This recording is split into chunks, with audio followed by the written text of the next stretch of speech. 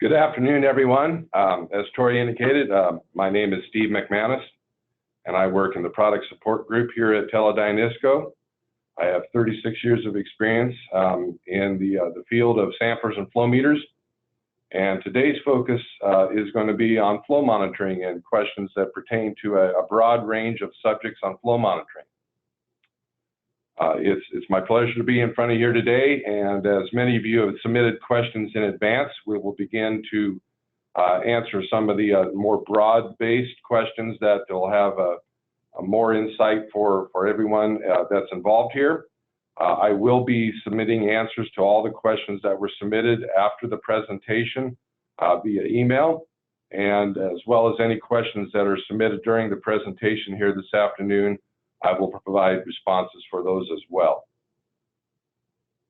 When I was first given this task, I had a list of the questions that were submitted, and one of the questions that came up as I was going through to categorize them was, what are your questions on flow system monitoring?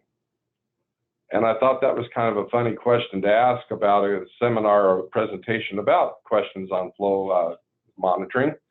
And then I discovered what I had done is I had taken the question that marketing had included and submitted for the audience members to be able to provide their questions. I took it out. But then the more I thought about it, I thought, what a great question to open up with.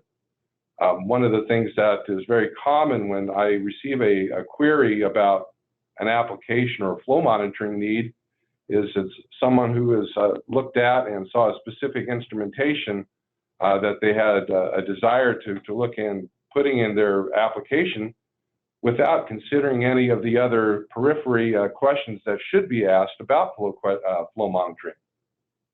The first one that related to the application that they were looking to monitor to begin with. Certain details will dictate, pieces of equipment that are more suitable for or not suitable for that given application conditions, such as channel shape and size. If you're in a 12-inch pipe, there's certain flow monitoring equipment that's more suitable for that application compared to someone who's in a 96-inch pipe. The details about the flow characteristics themselves, such as what's your minimum depth, what's your maximum depth, what's your average or typical depth, what are the velocities in that line? Are the hydraulics very uniform and laminar, or are they very disruptive and chaotic? Is it very clean flow, or is it very dirty, solid-laden flow? What are the temperatures in the flow application? High temperature sites are not very good for certain submerged probe or submerged sensor applications. What are the constituents in the flow? Is there harsh chemicals that could degrade anything that would actually be installed into the flow itself? Those are the kind of questions that are going to open the doors for saying this is a suitable technology to use, or this is a technology that should be avoided. Is the flow itself over a long haul relatively stable? In other words, there's more diurnal pattern where it rises and falls with a more stable or slow state of change? Or do we have flash or batchy flows where the flow may go from 0 to 100 gallons per minute in a matter of seconds because it's pumped, or it's a dumped flow application? What are the needs from the application and the equipment? This may seem like a redundancy question, but do you need accuracy?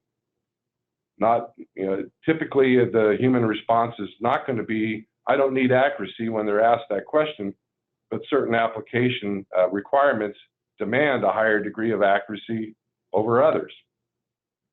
Applications that are billing in nature, where you're being billed or charging someone based upon the amount of water that is monitored at a given location, will naturally demand a greater degree of accuracy. Applications that are permit requirements, where you're limited in the amount of flow that you're able to discharge, or you're required to report that flow, will demand a higher degree of accuracy.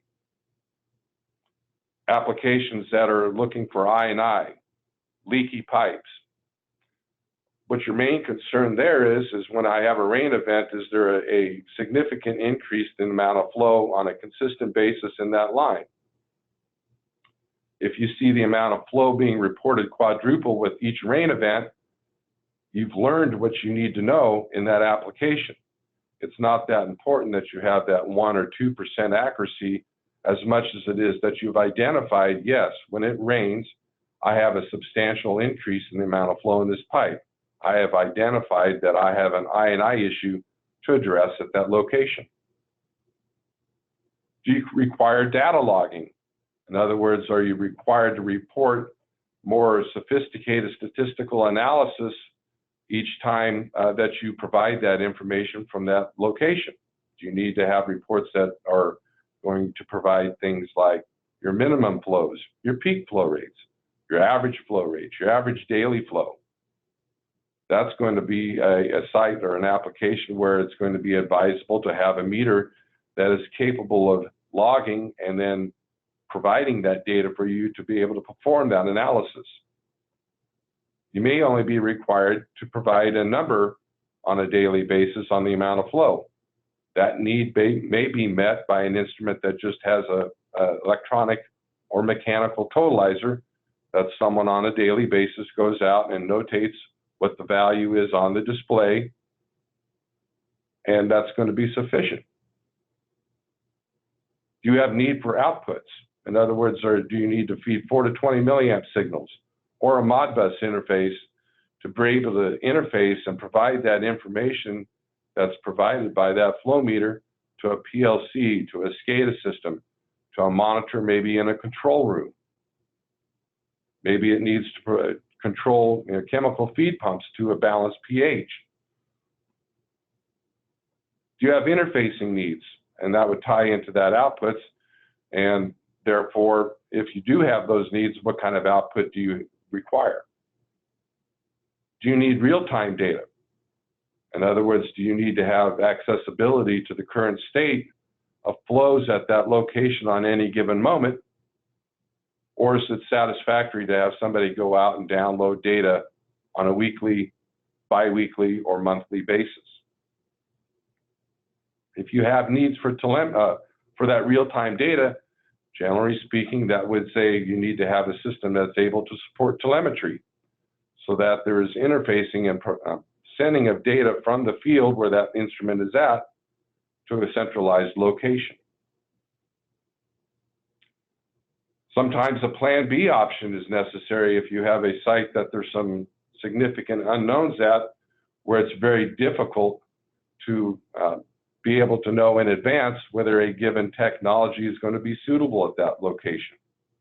Or if there's some application needs that are upfront, but the site conditions aren't very conducive for that given technology that you need. For example, if you have a requirement for 4 to 20 output to feed a SCADA system or a PLC, and you have no AC power at that site, meaning you have a battery-powered location, a monitor with a 4 to 20 output is going to have much higher current requirements, and so therefore it's not going to be a very good location for battery power, because you're going to spend a lot of time going out there and swapping out batteries. Even if you have a solar-powered system, the heavier current requirements of that instrument are going to require a fairly significant solar panel size.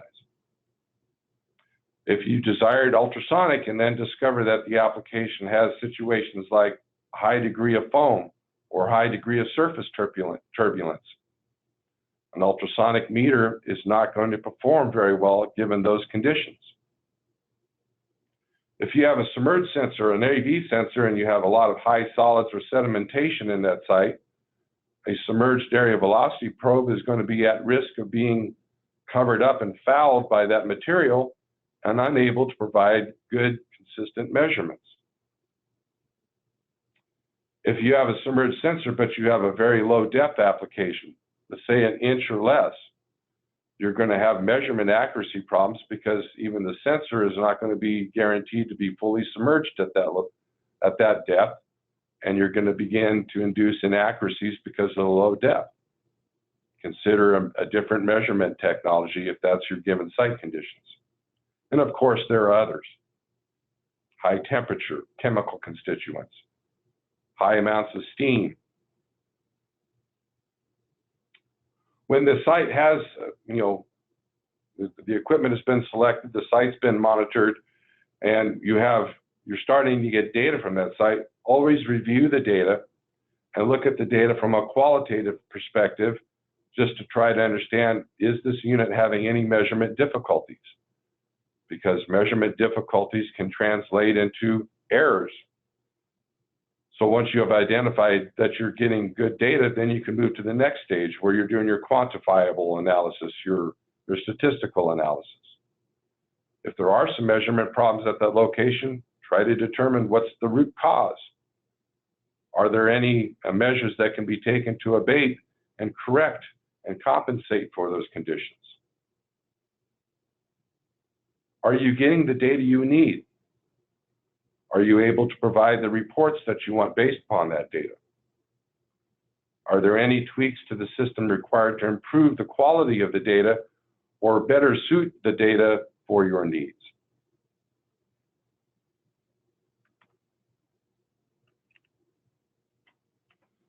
The next category here is more general and maintenance topics.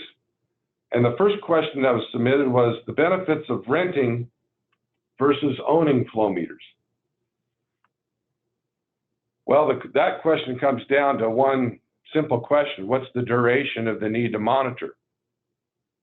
If you have a need to monitor for 1 or 2 weeks, or maybe even up to a month, and then the need is going to vanish, that would be an application that's more suitable for renting, because you're going to end up in the long run paying more money for something you don't need beyond that 2-week interval. If you have an application condition where you may need to monitor for 6 months, a year or more, renting the equipment would be the more costly route. So therefore, that would be an application condition more suitable for purchasing equipment. If you may have a need for monitoring, but it's going to be 1 week here, 2 weeks there, and maybe 3 or 4 times over the year, that might be on a 50-50 proposition where the renting may be suitable, because therefore after the period of monitoring is complete, you send the equipment back, and when the next need comes down the line a month or 2 later, you can rent the equipment again, and you can be confident that the equipment you received is in good shape and ready to go. Whereas if you're putting the equipment on the shelf, that means the responsibility would be in the user's hands to ensure that the maintenance and other care required of that equipment is in play.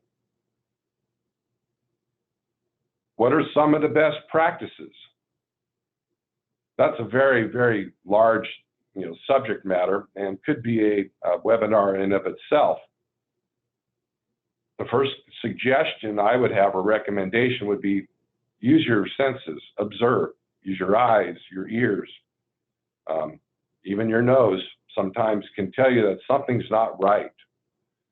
So if you observe something that's abnormal or odd, check it out. If something isn't right and you walk away, there's no reason to come back a week later and be confident that you're going to get good results. Always review the data that you've collected from that instrument. Does it look like good data? Is there any issues in the data that jump out and are glaring indications of a problem? If there are any concerns, what corrective actions could be taken if there are corrective actions to address that issue? It may be a site condition that's just not going to go away and there's no good answer, but it also might be during conditions where the interest is much lower, for example, in stormwater monitoring. You may have an application where there's some baseline flow that makes it difficult to read for whatever reason. However, once the storm is underway, you're getting good quality, clean data. That would be an example of a location where you may be able to live with the problem at periods of time because those aren't the main primary conditions of interest. Certainly, there's maintenance requirements of any instrument, and the variations of that maintenance would depend upon the technology in play. If we have any sensing device that has a reference line, that would mean that there's desiccant that may need to be periodically replaced if it becomes saturated. If you have a bubbler flow meter, it also would have desiccant. That should be checked there. But there's also need to maybe check the bubble line to see if there's any restrictions or blockages beginning to build up in that line, because if there is, that would result in data that could be in error.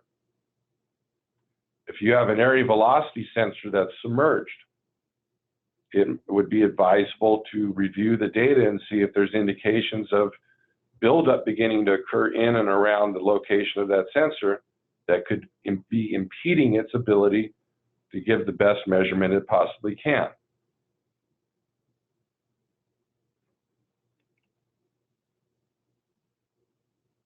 The next question related to what are some flow monitoring basics? Again, that could be a very broad range of questions, but it comes down to a couple basic questions that have many branches. The first one is know why you're monitoring, because that's going to dictate how you view the data, how you look at the information you're getting from that, and the level of concern that you may have based upon what you're seeing. Know what you're monitoring, because that will help you identify what you're seeing in the data and couple that with what the site conditions to be. If you have an application that is, again, a pump flow situation where a pump may kick on for 2 or 3 minutes, every, say, 20 minutes up to an hour and a half, that would dictate that you'd want to configure that instrument to be able to capture those events in a more complete manner. Setting up an instrument to store data every 15 minutes when you may have 2 or 3 minute bursts of flow is a good way to miss events entirely and really result in failing to achieve what you're after. And that falls into that third category. Know what you need from your monitor. Those questions or those answers to that question is going to help you determine how you best configure that instrument to ensure you're getting what you want and need out of that instrument. Another question that I received was, how long do I need to monitor for? Well, that comes down to till your objective has been met. If you're in an application that is billing in nature, that may be a permanent need for monitoring. You may require that meter to be in location 7 days a week, 52 weeks a year. If you've been asked to monitor or have been required to monitor for, again, using the I&I or inflow and infiltration type of monitoring, where you're trying to determine where your sewer lines may be deteriorating and leaking rainwater or groundwater, that might be 1 or 2 storm events. If you live in Lincoln, Nebraska right now, that's about once every 2 or 3 hours. So if you're in another area where it doesn't rain so often, that might be 2, 4 weeks, maybe a month or more. But you'll get your idea of whether you do have an I&I issue once you've had a couple of rain events and you're able to correlate the differences in the flow that results from that rain event versus the normal dry weather baseline flows.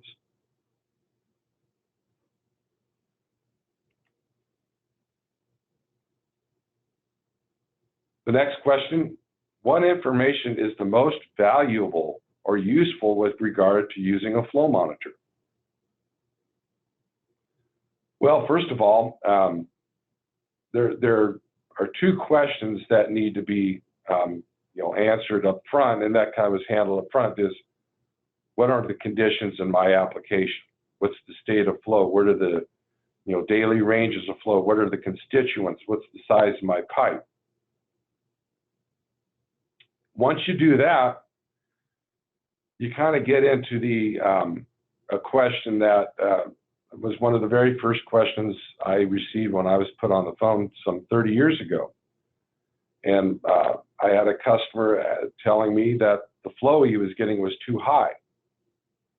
Well, I tried to go into diagnostic mode, and I said, well, we need to forget about flow because that meter really doesn't measure flow, it measures level. So the first question that one needs to look at is if we have a level-only measurement device, which would be an ultrasonic, a submerged transducer, bubbler meter, would be, is my level accurate?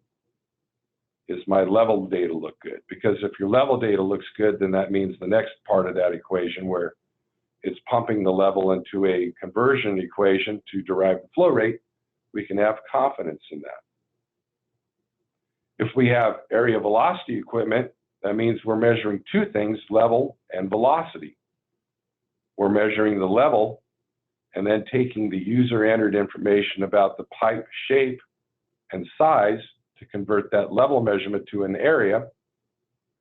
Then we're measuring the velocity in that line, and we're doing the continuity equation, which is multiply the measured velocity times the calculated area, and we've derived our flow rate. So from a diagnostic perspective, the thing we look at, first of all, is our level and our velocity data. And then depending upon what the type of velocity technology we have, there are some parameters that are available to it that allow us to discern the quality of area velocity measurement. Is it consistent? Is it consistently good? Do we have any degradation in that measurement, and therefore do we have needs to go out and provide some maintenance? If we have a submerged area velocity device, is there some debris or sediment beginning to foul the sensor, a rag? And so therefore we need to go out and clean the sensor or the area around the sensor. If we have our laser sensor and we're beginning to see some degradation in the quality of the velocity measurement, meaning not necessarily that we're having bad or loss of velocity measurement, but that there's indication that it's not seeing that velocity as good as it used to. Maybe the lens has gotten some water splashed on it, or debris, or spider web, or something that's beginning to impair and impede the vision of that sensor. Again, that's a sign that there's some maintenance needed for that site.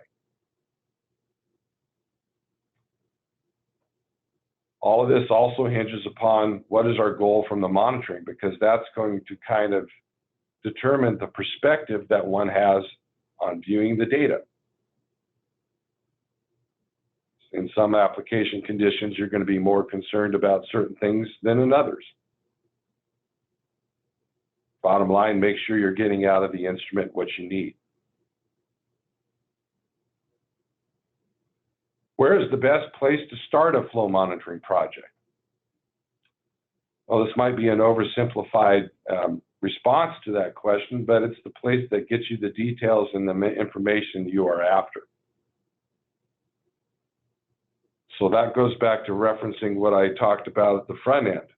Understand what you're monitoring, what the conditions are at that location that you're monitoring, and what you need out of that result of that monitoring. Make sure all three of those questions are pointed in the direction they need to be. It may require you to do some custom installation or some tweaks to the monitoring application, again, or the programming, the configuration, to ensure that you're able to get what you need. In the end, that's the most important thing, that you're getting what you need.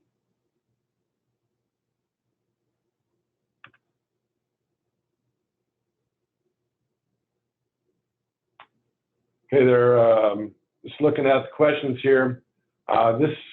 Since this first question kind of relates to what I'm going into now, which application related, there was a question about what is the most convenient and accurate method for calibrating a bubbler tube placed in a manhole.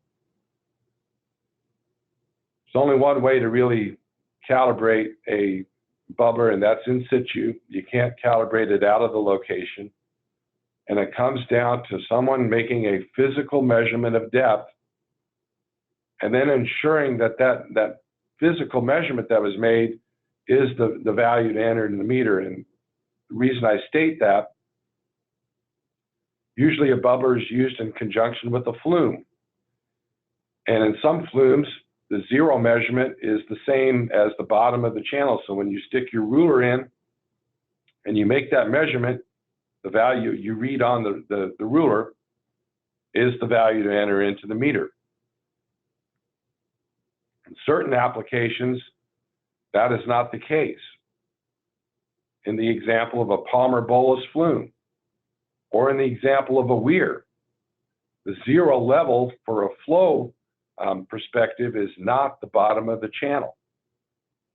So once we get that total depth measurement, we need to subtract and remove that offset out of that total depth measurement. And that's the result that we enter into the meter when we're doing the calibration. Be cognizant of the conditions in that line that may not be conducive to obtaining that good physical measurement. If you have a lot of surface turbulence, or if you have a very active flow state at that moment of measurement, therefore you might not want to wait until you have a little more consistent, subdued flow to make that measurement. As with anything, going into monitoring, the old term that says garbage in, garbage out, if you have a very rapidly changing level state or a lot of turbulence, and you have error in that physical measurement, and you enter that error when you do the calibration on the meter, the result is going to be error in your flow data.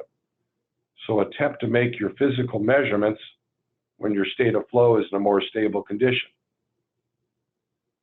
As a result of also being cognizant of those potential errors, don't do what I like to phrase and call calibration overkill. When you're in a manhole, so the lighting isn't the best, you may have a little bit of, bounce in the surface of the flow. The person making the measurement may not have the ruler perfectly perpendicular to flow. There may be some of the flow riding up the ruler that creates a little bit of error. So if you're doing calibration checks and you find that you have a 1/4 of an inch deviation from the physical measurement to the measurement on the meter, my advice would be just let it ride. Don't make that adjustment, because it would be very easy to have 5 people within a 5-minute period of time make that measurement and have variations from all 5 physical measurements. And if you induce those measurement calibrations into the meter, the person doing the analysis of the data is going to see that jumper. It's going to go up, it's going to go down, and they have a moving target that they're basing their analysis of. In those examples, it would be better just to leave that perceived 1/8 of an inch or 1/4 inch error. Also, if you go in and you find that there's a 3-inch deviation between the physical measurement and the measurement indicated by the monitoring device, don't just simply go in and recalibrate the meter. Try to identify what may be causing that deviation. Generally speaking, the equipment will provide very stable and very reliable and consistent level measurements. If you have a shift or deviation, more likely it's not an indication that there's something that happened with the meter. It could be indicating that there's something in the application itself that is contributing to that shift. For example, if you have a bubbler meter and you see a 2-inch shift, it could be an indication that there's some debris, some sediment, some mineral buildup on the outlet of the bubbler that's beginning to restrict and impact that pressure in that line, which translates to an error in level. Simply recalibrating the meter, your problem's still in play, and the likelihood of coming back a week or 2 weeks later and finding another shift and that level is high, and so you're not addressing the problem. So number one, if you find a significant shift after the initial calibration, identify and investigate before just simply implementing and recalibrating the meter.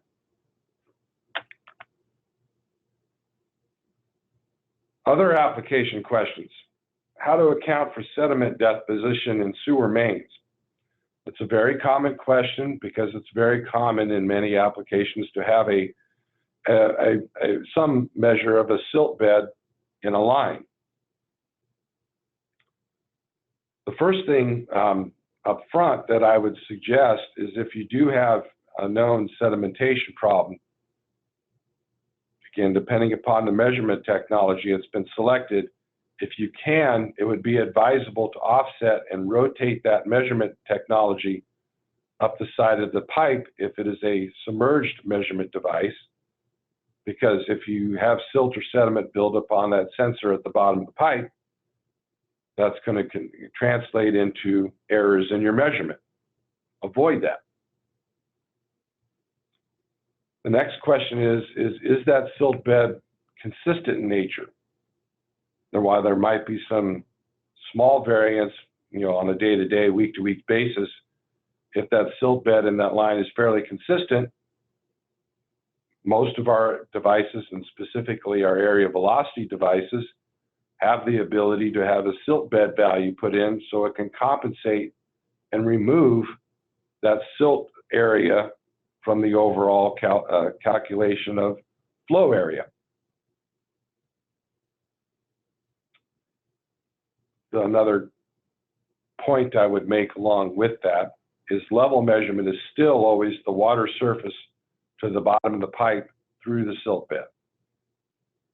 Now, if that silt bed, one time you check maybe a ½ inch, the next time it may be 2 inches, the next time it may be 1 inch, and so it's moving quite regularly and quite inconsistently, there are two options in my mind to approach there.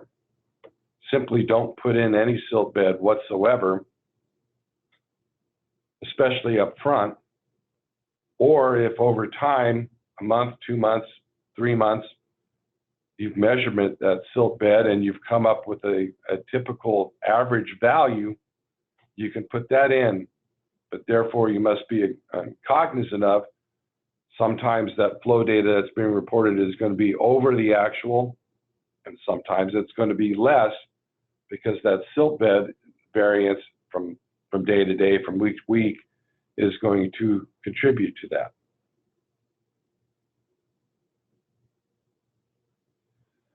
The next question was, I'm interested in low flow metering or from low flow pressure systems.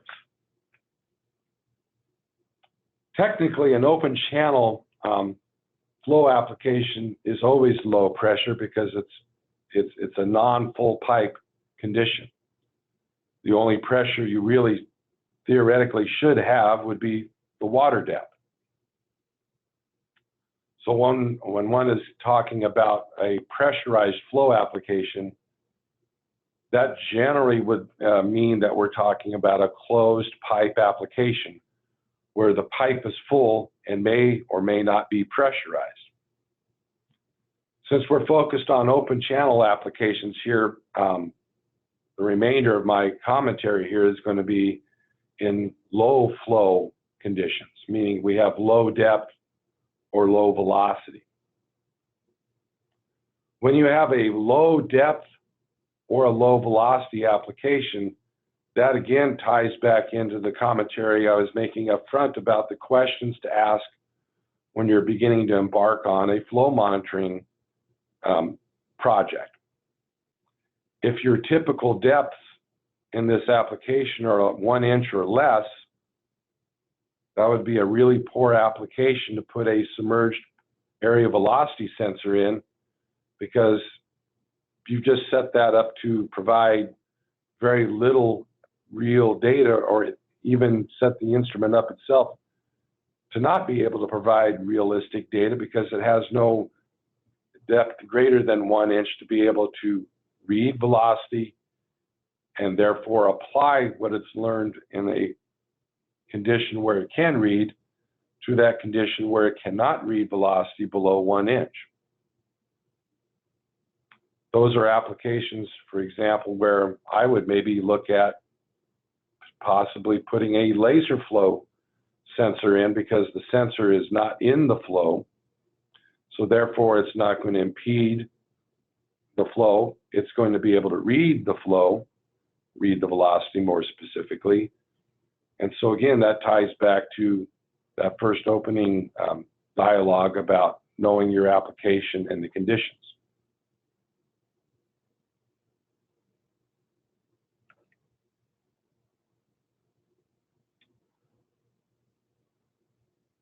There's a question that is interested in retrofitting an existing headworks with some sort of open channel flow measurement, and the type of measurement in this case would be the installation of a weir. First of all, that usually would imply an application that's going to be have a measure of solids, potentially high solids, rags, debris, other things that a weir would not be a very suitable hydraulic structure or primary device to put in that location. Because of the solids and the debris, a weir is going to be very prone to collecting that material. And once that material hits a certain threshold, it's going to begin to disrupt the normal stable level to flow relationship through that weir or over that weir. And that's going to translate into bad flow data.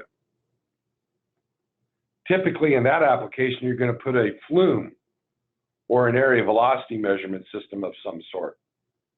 And the reason for that is because a flume has the tendency to speed the velocity of the flow as the water passes through the flume and therefore carry the solids through so that we don't have the buildup problem.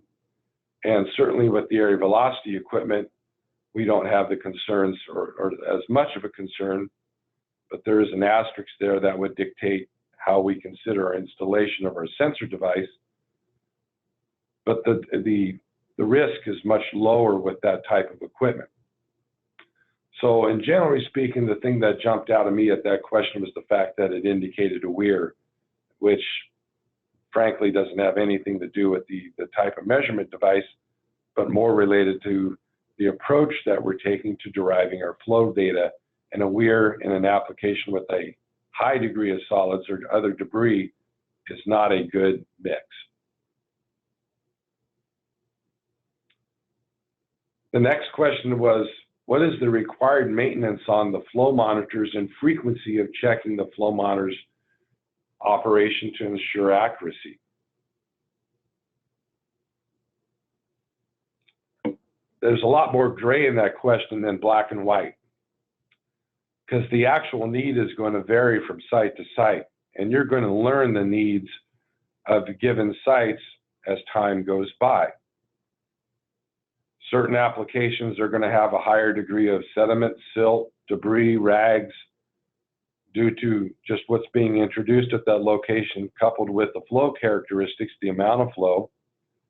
And what I mean by that is applications that are more lower on the nature of the flow rate scale are going to have a greater tendency to deposit material, whereas if you have a high flow rate, that high flow rate is going to be more prone to carrying those solids on down the line and prohibit them from building up. You might have, certain application conditions where, again, if you're using a bubbler, there might be a greater propensity for material to build up and impede the bubbler at that location. Other applications may be near maintenance free. Other situations that you would need to check for would be any device that has a desiccator, a reference line, or an intake for air. Certainly maintain those in applications that have a higher degree of humidity in the ambient air are going to require greater frequency of replacement of desiccant. The more critical the site and the data accuracy or consistency, I would naturally say check those locations more frequently. Don't wait for a problem to happen if you have a site that's almost near cannot, failure is not an option. Sites that have known issues with, again, silt, sediment, debris buildup, or other situations, naturally should be reviewed for such, such conditions more frequently because they're known to occur there. So the longer the site's in play, the more you will learn about the characteristics of that site, and coupled with that, the more you will learn about what's the need for the frequency of maintenance at that location.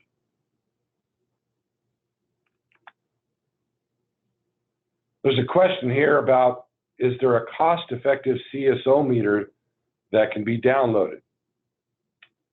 And it's coupled with a comment, my state requires any CSO or combined sewer overflow bypass to be reported. So first of all, assume that the question is based upon a meter that has the ability to log data that can be downloaded. So the cost-effective device is one that's able to perform in that application and deliver what you need. A cheaper device that fails in one or both of those areas is not cost-effective. It actually is cost, the opposite of cost perhaps, because it's going to cost you more in the long run. So collecting data is half the equation. Data in of itself has no meaning. Data is just numbers. The way I always phrase it is that, before data is of any value, it needs to be transitioned into information. And so that implies that the other half of that equation is, the software or the means you have once you've downloaded the data, to be able to take that data and very efficiently turn it into information that is very informative to you, tells you what you need to know, and is able to provide you what you need out of that piece of equipment monitoring that location. ISCO does have a software package called FlowLink software, which is in a marvelous data acquisition and data processing program that can provide that need in a very efficient manner. Also, such applications, is there a need for alarming? Typically in a CSO, there is a need in many application conditions where there needs to be notification the instant such an event begins to occur. So that would apply or imply that we require some telemetry at that location that is able to provide text alarms to individuals that need to be notified that a CSO event is underway.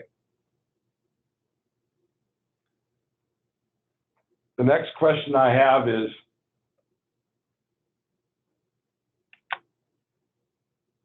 how does grit buildup affect performance over time? Well, certainly, if grit begins to build up, that's going to impact that level to area calculation.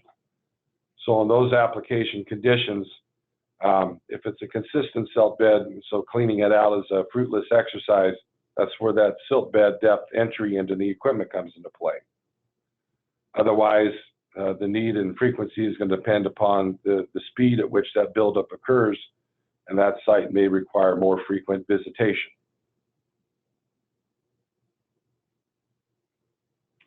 There were a couple of other questions that did come in that relate to application conditions. What are the worst characteristics to measure fluid in open channels? Well, low depth, if you have a 1/4 inch of depth, there's going to be very few technologies out there in the world that are going to be able to provide good consistent measurement at that low a depth. If you have a high degree of solids, high degree of debris, if you're doing natural channel monitoring where you may have storm-related events where you may have rocks, tree trunks, or other large debris coming down that could put the equipment at risk, those are things to be concerned about.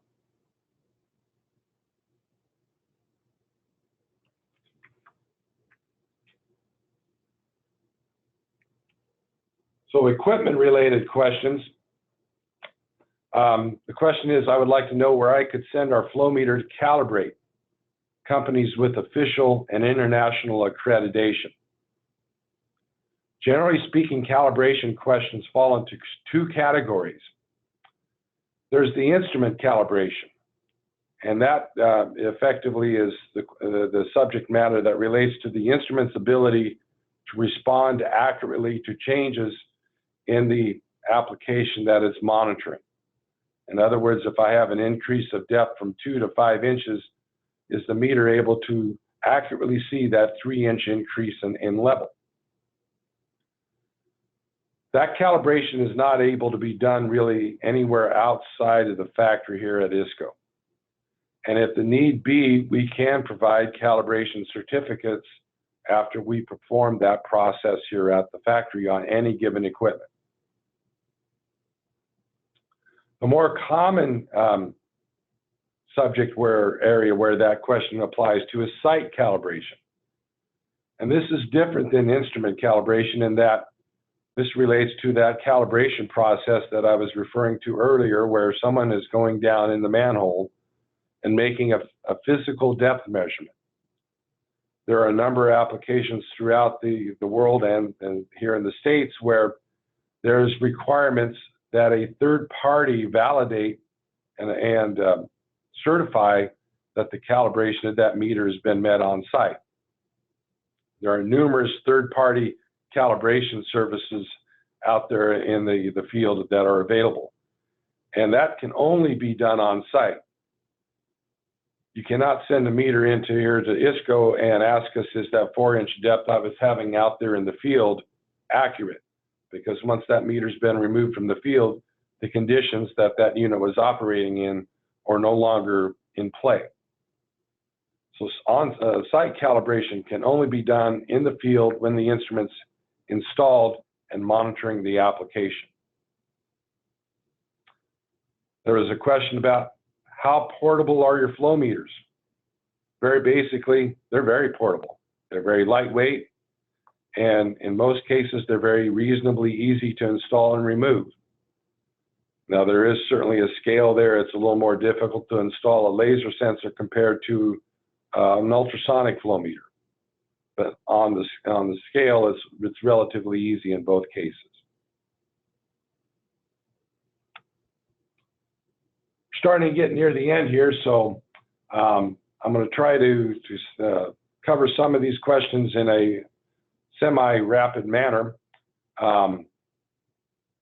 There's a question here about how do my flow meters send or store data.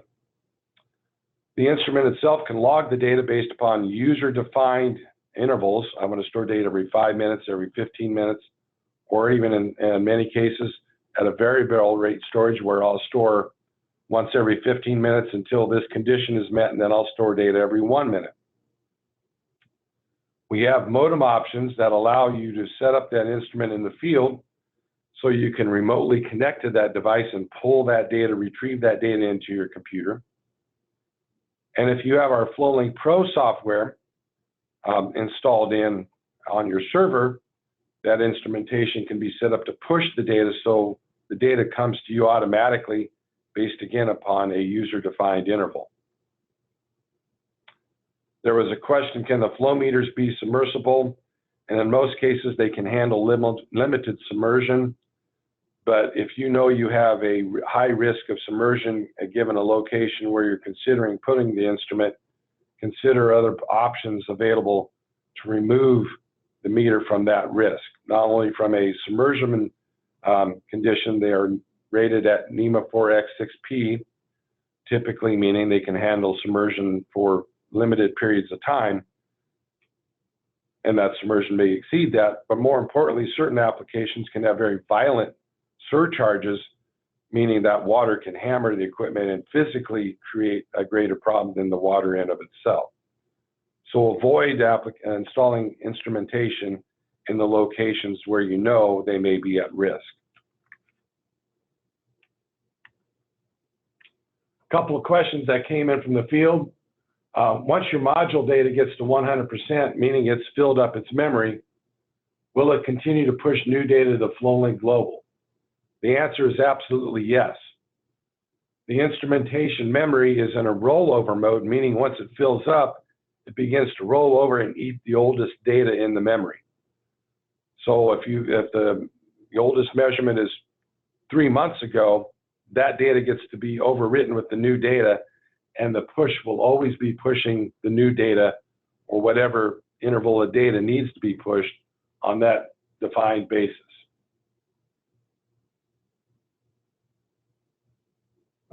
Okay. Okay, there's a question here. I use flows in a drainage pipe other than answering the water flow depth. Are there any ways to calibrate the sensor? Well, if that drainage pipe is empty, you can still calibrate it, because if you measure the water depth, that water depth is 0. So you would put 0 in as your level calibration value. And then when water begins to flow in that pipe and the level goes up, the meter will track accurately that depth. Of course, again, if you do have an active flow, you still do need to measure the depth of that water. If it's an area velocity device, you do calibrate for level, but there's no need to calibrate for velocity.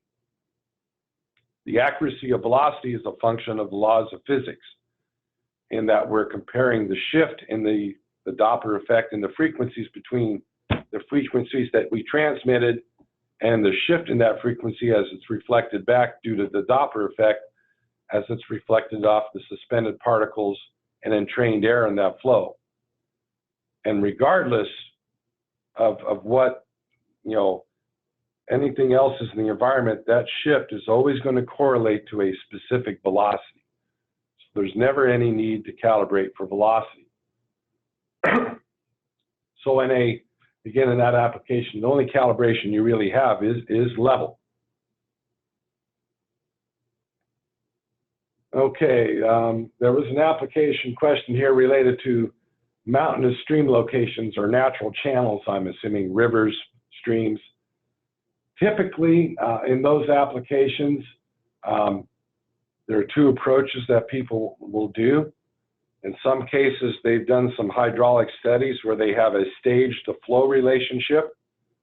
So they'll put a simple level measurement device, and the technology that comes to mind as being the most suitable would be a bubbler.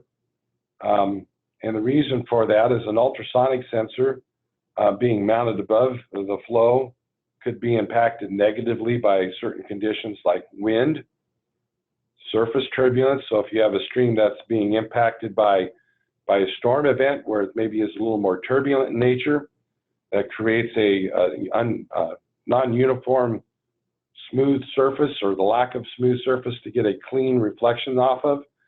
The way I describe it is, think about a funhouse mirror. The non-uniform shape of the mirror distorts your image. Well, the same effect would be for an ultrasonic sensor. Also, you may have rain in the mix, so those rain droplets passing the path of that sound pulse could impede it from being able to get a good, clean, strong signal. Submerged transducers could be at risk in that application condition if there's debris, rocks, tree branches from striking the sensor and damaging it.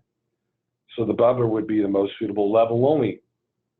If you have an area velocity device, that would be your two options would be a submerged sensor or a laser flow.